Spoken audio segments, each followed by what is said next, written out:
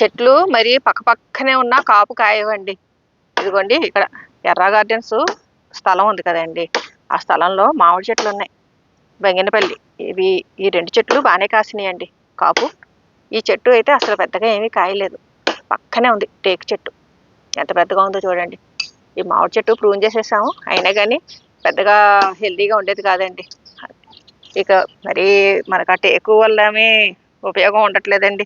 ఆ టేకు చెట్లన్నీ కూడా గుబురు గుబురుగా పెరిగి మొత్తం అన్నిటికీ నీటిచ్చేస్తున్నాయి. అందుకని ఈ చుట్టూ ఉన్నవి ఉంచాము, మధ్యలో ఉన్నవి కొన్ని తీసేసామండి. అలాగా ఇప్పుడు ఈ టేకు చెట్టు కూడా తీసేస్తున్నాం. మొన్న మిషన్తో కట్ చేసినప్పుడు వాళ్ళు పర్లేదు ఉంచేయండి అన్నారు కదా అని ఉంచేసాం, కానీ మొత్తం ఈ తోట అంతా తీరుగా తయారవుతున్నప్పుడు చూస్తే ఈ టేకు చెట్టు మధ్యలో ఉండడం ఈ మామిడి మొక్కకి ఇబ్బంది అనిపించింది. అందుకని చెప్పేసి సరే అని ఇంకా ఈ టేకు చెట్టుని తీసేస్తున్నామండి. సతీష్ ఎలా కొట్టేస్తున్నాడు.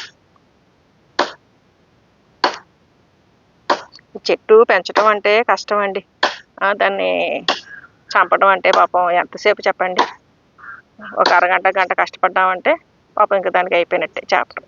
కానీ మనం గార్డెన్ పెంచుతున్నప్పుడు మన అవసరాన్ని బట్టి కలుపు మొక్కలు ఎలా తీసేస్తామో ఇలాగ ఇబ్బందిగా ఉండే మొక్కలు కూడా తీయక తప్పదు కదండి.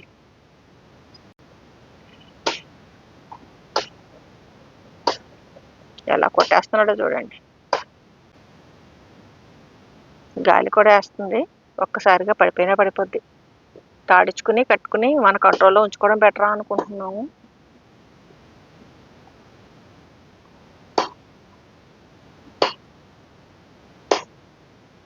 మొదల దగ్గర కొట్టేస్తున్నాడు.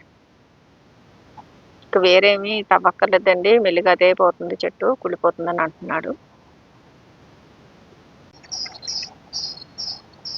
పడిపోయిందండి.